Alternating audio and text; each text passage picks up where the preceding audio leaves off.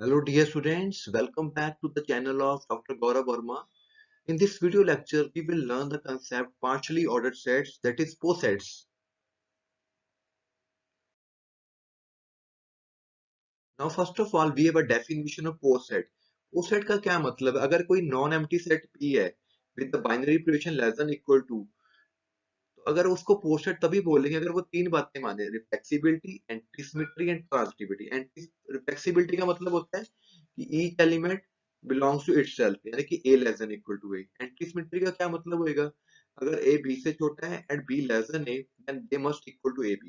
एंटीसिमेट्री में क्या होता है? अगर a b से रिलेट करता है एंड b a से रिलेट करता है, देन दोनों आपस में इक्वल होने चाहिए। ट्रांजिटिविटी, अगर a लेस देन b है और b लेस देन c है, देन b मस्ट से A also less than C। तीन तरह की प्रॉपर्टीज होती हैं, रिफ्लेक्सिव, एंटीसिमेट्री एंड ट्रांजिटिविटी। अगर कोई नॉन एम्प्टी सेट इन तीनों बातों को मानता है, then we say that it is a poset under a binary relation less than equal to. ठीक है जी। तो कुछ एग्जांपल्स डिस्कस करेंगे। Set of natural number form a poset under divisibility relation. Natural numbers पता आपको 1 2 3 होते हैं, तुम्हारे पास ये सेट है, तो ये लेस देन इक्वल टू का इसका रिलेशन है। यहाँ पे लेस देन इक्वल टू का मतलब है डिविजिबिलिटी। तो we denote relation less than equal to in N S, अगर ए बी से छोटा है, इसका ये मतलब है कि ए बी को डिवाइड करता है, क्योंकि डेफिनेशन में इसमें डिविजिबिलिटी रिलेशन बोला गया है। ठीक है जी। ए और बी डेफिनेटली नेचुरल नंबर्स होंगे। तो पहली प्रॉपर्टी रिफ्लेक्सिबिलिटी, हमें पता है हर एक नंबर अपने आप को डिवाइड करता है। We know that we can write A is equal to A dot one, तो इसका मतलब ए को डिवाइड कर रहा है, तो we say that A less than equal to A. तो रिफ्लेक्सिव प्रॉपर्टी ऑफ ए होगी। एंटीसिमेट्री, मान लीजिए ए लेस देन बी है एंड बी लेस देन ए।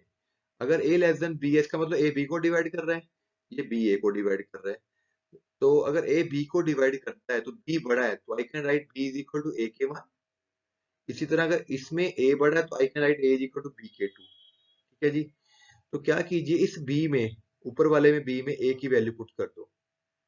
ठीक है, तो बी बी कट गया, वन इज इक्वल टू के वन आ गया। के वन के टू हमारे नेचुरल नंबर्स हैं, इसका मतलब दोनों वन वन के इक्वल होएंगे, तो A is equal to B आ गया। ठीक है जी। तो सीधी सी बात है, अगर अगर कोई नंबर ए बी को डिवाइड करता है, ठीक है, और बी ए को डिवाइड करता है, तो definitely A is equal to B होएगा। ऐसा तो कोई नंबर ही नहीं है। ठीक है ना, कि वो अपने बड़े को डिवाइड करता है, फिर बड़ा छोटे को डिवाइड करता है, इसका मतलब दोनों बराबर ही होएंगे जी। ट्रांसिटिविटी भी ऐसे ही होएगी कि ए लेस देन बी है और बी लेस देन सी, हमें शो करना है कि ए शुड बी लेस देन सी। इसका मतलब ए डिवाइड बी हो गया, इसका मतलब बी डिवाइड सी हो गया, तो बी इक्वल टू ए के वन आ गया। अगर बी सी को डिवाइड करता है तो मतलब सी बड़ा हो गया, तो सी को लिख सकता हूँ बी इंटू के टू टू। ये कि वेयर के वन के टू आर नेचुरल नंबर्स, क्योंकि नेचुरल नंबर्स में काम कर रहे हैं, तो यहाँ पे ये वाली जो वैल्यू बी की यहाँ पुट कर दो, सी is equal to B K to हो गया। ठीक है, बी की वैल्यू ये पुट कर दी कि ए के वन, तो सी इज इक्वल टू ए है। ठीक है, तो सी इज इक्वल टू ए के आ गया, इसको के वन के टू को ए लिख दिया। सी इज इक्वल टू ए के का मतलब होगा कि ए सी को डिवाइड करने लग गया। अगर ए सी को डिवाइड करता है तो A definitely less than equal to C हो गया। It is a पोसेट। पोसेट का मतलब है रिफ्लेक्सिव, एंटीसिमेट्रिक, ट्रांजिटिविटी। ठीक है, जिसने रिलेशन वाले चैप्टर में इक्विवेलेंस रिलेशन के क्वेश्चन किए हैं, उसको ये समझने में मुश्किल नहीं आएगी। नेक्स्ट एग्जांपल है कि जो इंटीजर्स का सेट है, यूजुअल लेस देन और इक्वल, यानी कि जो इसमें relation less than equal to, इसका मतलब है लेस देन इक्वल टू ही है, इसको पोसेट करना है। ठीक है, यानी कि a लेस देन b का मतलब है कि a लेस देन और इक्वल टू b, तो उसका सिंबल है, वही इसका मीनिंग है। ठीक है, हमें पता है हर एक एलिमेंट अपने आप के इक्वल होता है, so I can write a is equal to less than equal to a। so reflexive property obeyed। एंटीसिमेट्री, एंटीसिमेट्री में स्टार्ट ही आपने ऐसे करना है, a less than equal to b है, b less than equal to a, तो इसका मतलब a b के इक्वल ही होएगा। सीधी सी बात है। वो कहता है a b से छोटा है या b a से छोटा है, ऐसा तो कभी हो ही नहीं सकता, दोनों इक्वल ही होंगे। ट्रांसिटिविटी, ए बी से छोटा है, बी सी से छोटा है, ऑटोमेटिकली ए सी से छोटा हो गया। तो इसमें सिंपल बातें ही लिख ली गई हैं, जैसे कि जैसे डेफिनेशन है वैसे ही लिख दिया गया, it is a poset. Next example है एक्स नॉन एम्प्टी सेट है, शो करो P X is also a poset. P X का मतलब होता है पावर सेट। तो पावर सेट में क्या होगा, all subsets of X A less than equal to. तो हमें ये शो करना है इसमें कैसे रिलेशन डिफाइन करना पावर सेट में। इसमें सेट्स है तो कैपिटल एबीसी यूज करेंगे। अगर ए लेस देन बी है तो इसका मतलब ए सबसेट ऑफ बी है, A is contained in B, क्योंकि यहाँ पे कंटेंट रिलेशन बोला गया है। कंटेन्ड इन का मतलब होता है सबसेट। ठीक है जी। रिफ्लेक्सिविटी, हमें पता है हर एक सेट अपने आप का सबसेट होता है। Every set is subset of itself. तो A is a subset of A, so I can write A is less than equal to A. तो रिफ्लेक्सिव प्रॉपर्टी ओबे होगी, रिफ्लेक्सिव का यही मतलब होता है ना, A less than equal to A. ठीक है। अब सेकंड है मेरे पास एंटी सिमेट्री। अगर a less than equal to B है and b less than equal to a है, मुझे शो करना है a is equal to b, और a और b क्या है, सबसेट है पावर सेट्स के। अगर इसका मतलब लेस देन इक्वल टू का क्या मतलब है, यहाँ पे बताया मैंने भी आपको। इसका ये मतलब है कि a b का सबसेट है, इसका मतलब है b a का सबसेट है। वो कहता है कि a b के अंदर बैठा है, ये कहता है b a के अंदर बैठा है। ऐसा तो कभी हो ही नहीं सकता, इसका मतलब दोनों इक्वल होंगे। तो less than equal to it is anti symmetric. अब हमारे पास तीसरी प्रॉपर्टी है एंटी सिमेट्री। इसमें क्या होता है, मान लीजिए a लेस देन बी है और b लेस देन c है। तो अगर a लेस देन b है तो इसका मतलब a is a subset of b। अगर b लेस देन c है, इसका मतलब b is subset of c। वो कहता है a b का सबसेट है और b c का सबसेट है। यानी कि जैसे a b का सबसेट है, यानी कि a जो है वो b के अंदर बैठा है और b c का सबसेट है बाहर। तो ऑटोमेटिकली ये a जो हो गया c का भी हो गया, c के अंदर भी चला गया ना। तो a is the subset of c, a is less than c, it is a poset, क्योंकि ये तीनों बातें मानने लग गया। तो जब भी पोस्टसेट करना है, जो भी ये लेस देन इक्वल टू है रिलेशन, इसको पहले देखो डिफाइन करो ये है क्या चीज। अगर डिविजिबिलिटी है तो डिविजिबिलिटी को अकॉर्डिंग काम करो, लेस देन है तो लेस देन में काम करो। अगर px होता है पावर सेट, उसमें हमेशा सबसेट होता है, इसका मतलब। ठीक है जी। आगे हमारे पास कुछ डेफिनेशन हैं। Two elements x and y in poset is said to be comparable. कोई भी दो एलिमेंट कंपेरेबल तभी होते हैं अगर वो डिस्कोटोमी लॉ ओबे करें, यानी कि या एक्स वाई से छोटा हो या वाई एक्स से छोटा हो। यानी कि इसको दो कैटेगरी में डिवाइड कर दिया गया, या एक्स वाई से छोटा है या वाई एक्स से छोटा है।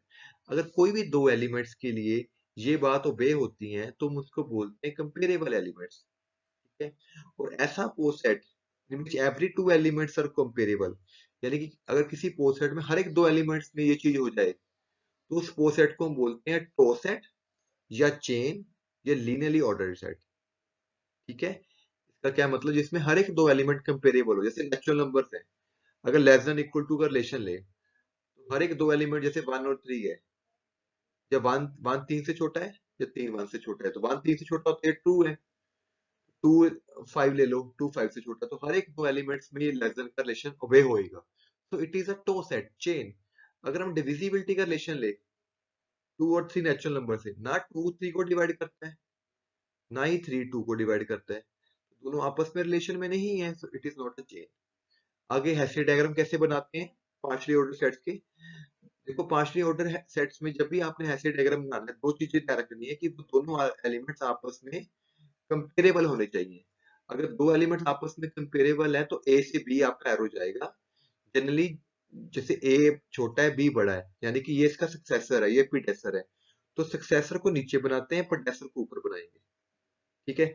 जो दो एलिमेंट्स कंपेरेबल है वो डायग्राम में बनेंगे, और जो दोनों से एलिमेंट आपस में नहीं है कंपेरेबल, उनके बीच में कोई भी लाइन नहीं होगी। तो यहाँ पे पॉइंट्स दिए गए, any two comparable elements are joined by lines. जैसे ए लेस देन बी है, या तो ए को नीचे रखेंगे, बी को ऊपर बनाएंगे डायग्राम में। ठीक है। अगर बी सी के साथ, तो सी उसके ऊपर चला जाएगा। अगर नॉन कंपेरेबल एलिमेंट्स हो तो उनको ज्वाइन ही नहीं करना, there will be no any horizontal line. मान लो ए और सी में कोई रिलेशन नहीं है, तो उसको ऐसे लिख लेंगे बस। और ए का बी से रिलेशन है या सी का बी से, तो ऐसे बना लीजिएगा, इनमें आपस में कोई लाइन नहीं होगी। आगे हमारे पास डेफिनेशन है मैक्सिमम एलिमेंट। मैक्सिमम एलिमेंट का मतलब है जो सबसे बड़ा एलिमेंट है उस पोसेट का। An element A belongs to P is called maximum element if there exist no element in C. यानी कि ऐसा कोई भी एलिमेंट एग्जिस्ट नहीं करेगा जो ए से बड़ा होएगा। इसी तरह मिनिमल का मतलब होता है सबसे स्मॉलेस्ट एलिमेंट, इसको सुप्रीमम भी बोलते हैं, सुप्रीमम भी बोलते हैं, इसको हम बोलते हैं इनफीमम। ऐसा element B is called minimal element अगर उसमें से छोटा कोई भी एलिमेंट एग्जिस्ट ना करे, exist no element in P जो उससे भी छोटा है। अब पोस्ट सेट जो होता है उसमें मैक्सिमम एलिमेंट हो भी सकता है, नहीं भी हो सकता है, ये कोई बात जरूरी नहीं है। ठीक है। जैसे लेस देन इक्वल टू का रिलेशन है, लेस देन इक्वल टू में कोई ना कोई एलिमेंट बड़ा होता जाएगा। रियल नंबर में, और छोटा भी होता जाएगा, तो इसका कोई भी मिनिमम और मैक्सिमम एलिमेंट्स नहीं है। जैसे 2 3 4 6 ये वाला रिलेशन है, तो इसमें 4 और 6 मैक्सिमम एलिमेंट है, और 2 3 क्या मिनिमम एलिमेंट्स है, जो छोटे एलिमेंट्स हैं। आगे हमारे पास है greatest and least element of a poset. Greatest का मतलब है कि सबसे बड़ा element. An element A belongs to P such that all X less than equal to A, तो उसको बोलेंगे कि ग्रेटेस्ट एलिमेंट है। इसको यूनिटी एलिमेंट भी बोलते हैं। ठीक है, the greatest element if it exist will be comparable with all elements, ये सभी एलिमेंट से कंपेरेबल होएगा। इसको यू और वन से डिनोट करते हैं, क्योंकि यूनिटी भी लिखते हैं इसको, वन भी लिखते हैं। An element B belongs to B is called least और जीरो, अगर वो सबसे छोटा है, B less than equal to X for all X belonging to P, इसको हम जीरो एलिमेंट भी बोलते हैं, लीस्ट एलिमेंट भी बोलते हैं। ठीक है जी। तो जैसे कि यहाँ पे एक पोर सेट, ये एक एक्स सेट है, पावर ऑफ सेट हमें पोर सेट दिया गया है अंडर सबसेट रिलेशन। तो ये इसने एक ए सेट बनाया, तो 5 इसमें लीस्ट एलिमेंट है। ग्रेटेस्ट एलिमेंट कोई भी नहीं, क्योंकि ये 1 2 2 3 आपस में, ठीक है, कंपेरेबल नहीं है। ठीक है, इसमें 1 2 3 सबसे बड़ा एलिमेंट है, क्योंकि ये इसका सबसेट है, ये भी इसका सबसेट है, ये भी इसका सबसेट है। तो इसके हिसाब से हम एलयू भी इसको ग्रेटेस्ट और लीस्ट एलिमेंट्स निकाल सकते हैं। लास्ट में क्वेश्चन है least upper bound and least upper bound का मतलब है सबसे बड़ी वैल्यू उस सेट की। ठीक है, अगर कोई an element A belongs to P is called upper bound, अगर वो सबसे बड़ा है, further A is called upper bound, उसको ए को अपर बाउंड बोल लेंगे। ठीक है जी। मान लीजिए एक और अपर बाउंड इसकी बी भी है, पर वो जो अपर बाउंड ए है वो बी से भी छोटी है, then we called A the least upper bound. ठीक है जी। इसको हम सुप्रीमम से शब्द यूज करते हैं। इसी तरह हमारे पास एक होती है लोअर बाउंड, अगर A belongs to P is called lower bound, अगर वो ए सबसे छोटा है। ठीक है, and it is also called greatest lower bound. हर एक सेट की एलयूबी और जीएलबी एग्जिस्ट करती है नहीं करती, ये आपको देखना है। जैसे एक सेट है इंटीजर्स का, तो इसकी सबसे बड़ी वैल्यू 2 है, तो इट इज कॉल्ड सुप्रीमम या लीस्ट अपर बाउंड। और इसकी मिनिमम वैल्यू तो कोई भी नहीं चलती जा रही है, सो नो मिनिमम वैल्यू। अब यहाँ पे एक एग्जांपल है कि एन पॉजिटिव इंटीजर है, डीएन का मतलब तो सेट ऑफ डिवाइजर्स। ठीक है, जैसे D24 है, D24 का मतलब जो 24 के डिवाइजर्स है, सभी लिख लो, 1 2 3 4 6 8 12। अब ये डिविजिबिलिटी रिलेशन है, इसका आपने डायग्राम बनाना है। हमें पता है कि वन सबको डिवाइड करता है, तो नीचे लिखेंगे वन। ठीक है, वन टू को डिवाइड करता है, वन थ्री को भी करता है डिवाइड। चलो, जैसे इसने उल्टा बनाया, मैंने इधर बना लिया। अब आपको पता है टू करेगा आपका फोर को डिवाइड। ठीक है, पर टू और थ्री आपस में डिवाइड नहीं होता, तो इनमें कोई लाइन नहीं आएगी, यहाँ डॉट लगा लो। थ्री सिक्स को करता है डिवाइड। ठीक है, अब टू सिक्स को भी करता है, तो टू की लाइन ऐसे मार लो इसके साथ। आगे फोर करता है एट को डिवाइड। ठीक है, तो थ्री तो एट को करता ही नहीं है ना। सिक्स करता है आगे 12 को डिवाइड। फोर भी करता है 12 को, तो उसको ऐसे जोड़ लो। देखो, टू 12 को भी करता है, पर टू उसको जोड़ने की जरूरत नहीं है, क्योंकि टू अगर सिक्स को कर रहा है, तो सिक्स 12 को कर रहा है, तो ऑटोमेटिकली टू 12 को भी करने लग गया। ठीक है, आगे सबसे ऊपर हमारा आ गया 24, तो 12 24 को भी डिवाइड करता है। इसी तरह 8 24, इस तरह आपका डायग्राम बन जाएगा इधर। तो जो जिसको डिवाइड करता है वो उसके ऊपर आएगा, और जो आपस में डिवाइड नहीं होते उनके बीच में कोई लाइन नहीं है। ठीक है ना। अब 2 12 को भी करता है, इसको ऐसे लाइन बनाने की जरूरत नहीं है, क्योंकि इस तरह से होकर चलेगा। टू सिक्स को करता है, सिक्स 12 को करता है, तो ये रास्ता उसने बना लिया 12 तक जाने का। टू 24 को भी करते हैं, तो इस तरह टू सिक्स को कर रहा है, 12 को कर रहा है, 12 24 को कर रहा है, तो 12 टू 24 को भी करेगा ऑटोमेटिकली। तो मतलब कि आगे आगे बनाना है, ऊपर ऊपर बनाते जाते हैं, इस तरह ऐसे डायग्राम इस तरह बनता है बेटा। Thank you very much dear students for watching my video. Signing off doctor Gaurav.